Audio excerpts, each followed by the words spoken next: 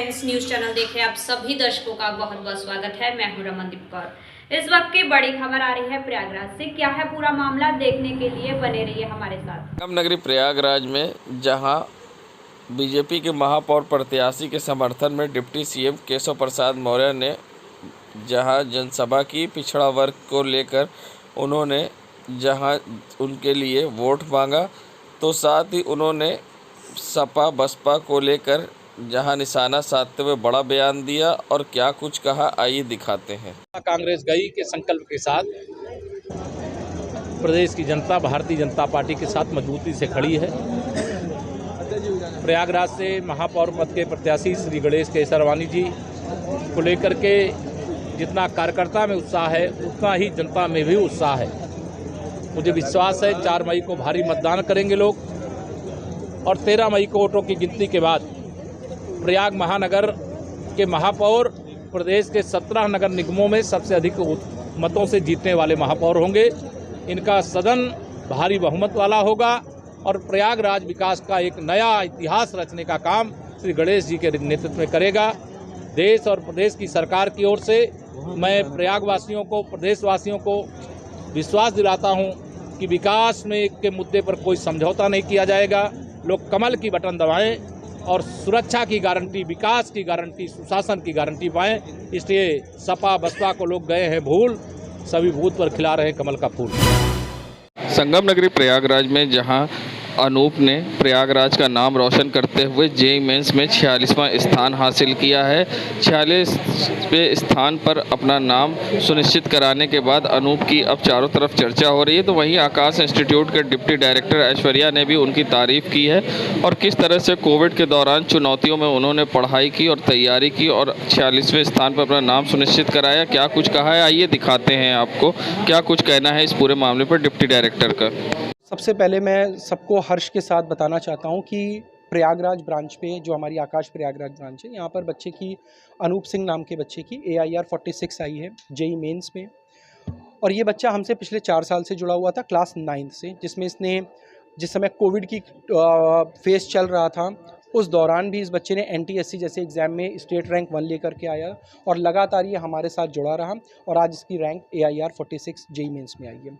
चुनौतियाँ बच्चे के साथ और हमारे साथ आई, क्योंकि कई बार क्या होता है कि बच्चा क्लासेस किसी ना किसी रीज़न से नहीं करने आया, कभी बच्चे की तबीयत ख़राब हो गई या कुछ भी प्रॉब्लम हो गई, तो हमने बच्चों को हाइब्रिड क्लासरूम प्रोवाइड किया हुआ है कि इन केस अगर बच्चा क्लास नहीं आ पा रहा है डिस्टेंस इश्यूज़ के कारण या कोई भी उसकी फैमिली प्रॉब्लम के कारण, तो वो ऑनलाइन क्लासेस भी हमारे साथ करके अपने सिलेबस को पूरा कर सकता है और उसको जो भी प्रॉब्लम रही तो हमारे टीचर्स उस बच्चे के साथ लगातार जुड़े रहे, जिसका रिजल्ट ये आया कि आज वो बच्चा नेशनली टॉप करा।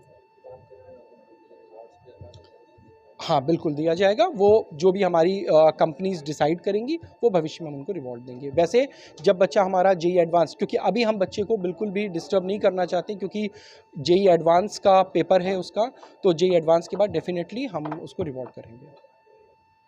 मेरा नाम ऐश्वर्या टंडन है और मैं डिप्टी डायरेक्टर हूँ पूरे यूपी ईस्ट ब्रांचेस का। डिप्टी सीएम केशव प्रसाद मौर्य ने सांप वाले बयान पर कांग्रेस के पलटवार किया है। साथ ही प्रमोद तिवारी ने बयान दिया था कि भाजपा के 2 बाप हैं, कांग्रेस के सिर्फ एक है, तो उस पर भी डिप्टी सीएम ने पलटवार किया है।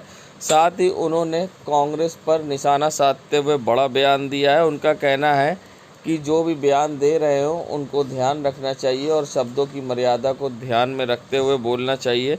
देश के प्रधानमंत्री पर टिप्पणी करने को लेकर क्या कुछ बोले हैं केशव प्रसाद मौर्य, आइए दिखाते हैं। खड़गे का बयान है जिसमें उन्होंने मोदी जी को और भाजपा को साफ बताया है, इस पर क्या कहते हैं? देखिए, कांग्रेस का जो शब्दों के द्वारा देश के प्रधानमंत्री जी का अपमान किया जाता है और वह भी कांग्रेस के राष्ट्रीय अध्यक्ष के द्वारा। एक राष्ट्रीय अध्यक्ष पहले थे जो इनकी सदस्यता भी अब जा चुकी है।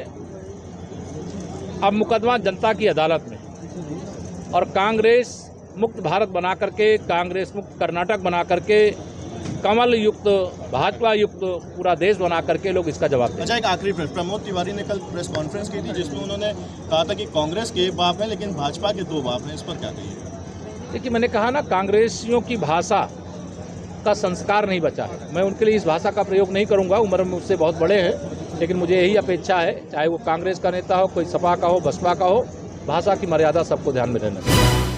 संगम नगरी प्रयागराज में आम आदमी पार्टी के महापौर प्रत्याशी कादिर भाई व आप जिलाध्यक्ष डॉक्टर अल्ताफ ने संयुक्त प्रेस वार्ता की है और प्रेस वार्ता करते हुए जहां बाइक रैली रोके जाने का विरोध किया और पुलिस पर गंभीर आरोप लगाए हैं। वहीं अतीक के बेटे अली का पत्र वायरल होने पर जब उनसे सवाल किया गया कि कितना फ़ायदा आम आदमी पार्टी को मिलेगा तो कुछ भी बोलने से आप प्रत्याशी कादिर भाई बचते आए।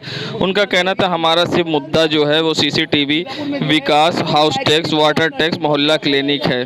पार्टी की लगातार उत्पीड़न इस सरकार के द्वारा संस्थाओं के जरिए किया जा रहा है। कल हमारे पास आदेश होने के पश्चात और हमारी बाइक रैली को रोका गया। उसके बाद वरिष्ठ अधिकारियों ने सहमति जताई, तत्पश्चात उसके पीछे भी टारगेट करके हमको आगे फिर रोका गया। तो कारण कहीं ना कहीं साफ है कि आम आदमी पार्टी से सत्ता पक्ष हताश है। क्या लगता है आपको कि है आम आदमी पार्टी में? सर जहाँ भी गए वापस नहीं हुए, तो भय तो लोगों को है ही है कि एक बार जहाँ भी हम टिकेंगे तो वहाँ से हटेंगे नहीं, डटे रहेंगे।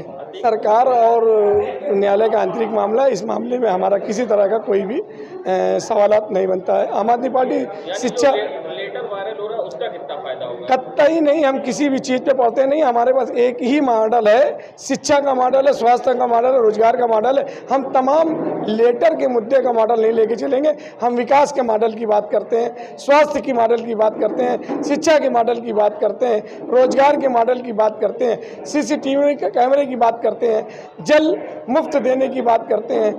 हम उन मुद्दों को नहीं, गफलत का कोई भी मुद्दा नहीं, न्याय का मुद्दा जो होगा वो हम आपके बीच में लाएंगे। कादिर भाई।